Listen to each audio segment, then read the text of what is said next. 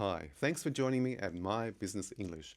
Today we're looking if ChatGPT can write a good email of inquiry. So this is a first contact email, so it's the first time we've written to a certain company and we want information about their products. So I've got the program open and let's give it a command, or here they call it a message. So what do I want? I want it to write an email of inquiry. So it's an email asking for information.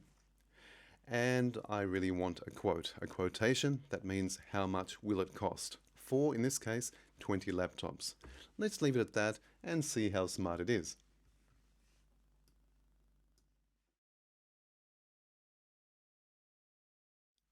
So it's definitely very quick. Now we're going to focus on this one response today, but with the regenerate response button, you can get different versions and they'll all be different. But for now, we'll copy that into the clipboard and paste it into Microsoft Word, where we can analyze the language. So let's look at the structure first. We have the subject line, we have the greeting, reason for writing, introducing our purpose, introducing our company, introducing our needs, specifications for laptops, a comment about the specifications, other information we need, looking at future contact, thanking, and sign off. So structurally it looks pretty good.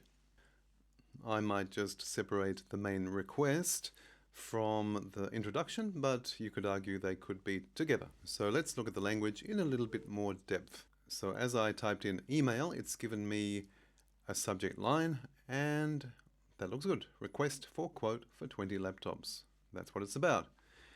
I wouldn't necessarily capitalize the nouns in an email, but there's no reason you can't in a subject line.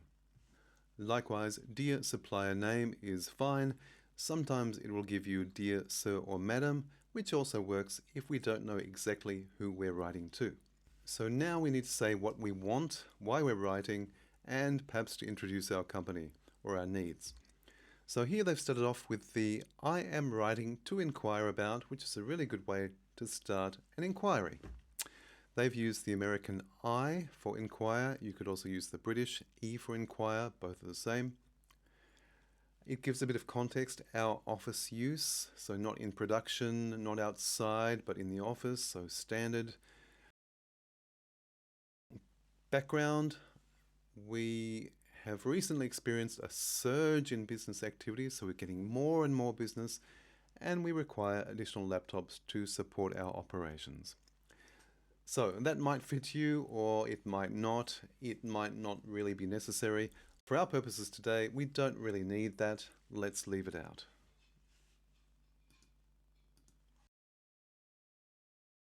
And there's a nice polite request.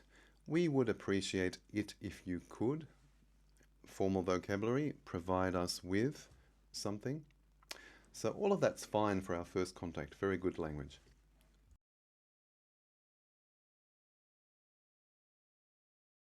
And also what's good is that it thinks a little bit. Okay, it knows, I guess, from millions of inquiries that if you're asking about laptops, you probably want to talk about specifications. I didn't think about that, so it's done a bit of the thinking for me, a little bit at least. Processor, let's make it i7. That seems a little bit little, so let's tailor it a bit for us. That seems a bit small too. Make it a terabyte. Display, I guess that's okay. Windows 10 or higher, I guess that's all right. So now I have to think, what else do I really want? Well, we really need a camera for Teams or Zoom. So built-in camera. So it did help with content, some content ideas. Alright, the next part related to specifications is please also indicate the availability of any other relevant specifications that meet or exceed the above requirements. Now that's pretty hard to read, pretty complicated, basically saying if you have any other good stuff, tell us about it, but I think we can leave that out.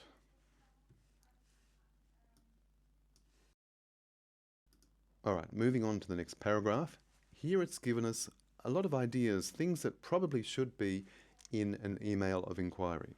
So, best price, yep, give us a deal please, discounts, taxes, shipping costs, delivery time. Okay, so that's pretty good. It helps us. We would appreciate it if you could provide us with, well, we've already had that phrase up here. So let's change that for variety. So, all right, so that looks a little bit better. But let's tailor this a little bit for our first order. So on a first order, we might ask for an introductory discount and or a bulk discount or volume discount for a large order. 20 laptops is quite large.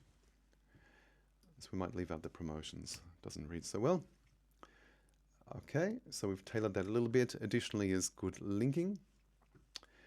Taxes, shipping costs. Now, it doesn't include a guarantee or warranty. And I'd just like it to be precise here. Information about any applicable taxes, shipping costs, guarantees, and estimated delivery time. The next paragraph, so we're looking towards the future here.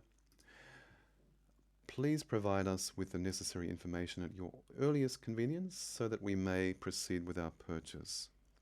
Should you require any additional information or have any questions, please do not hesitate to contact us.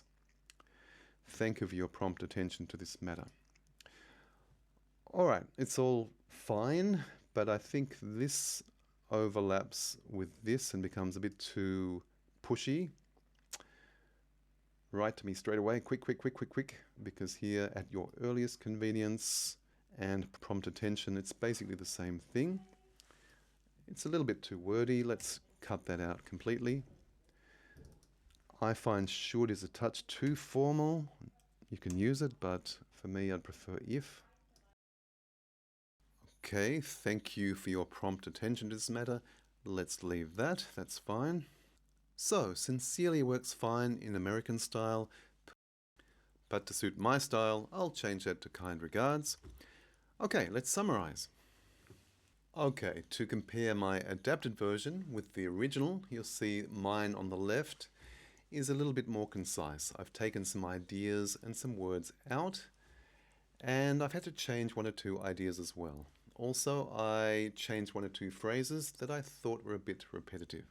But overall, it gave me some ideas. And language-wise, grammar, layout, structure, vocabulary, punctuation, spelling, register, so how formal or informal, were all good. So it definitely can help you with your request email writing if you're not sure how to go about it. So, if you found that helpful, please subscribe to the My Business English YouTube channel and have a wonderful day.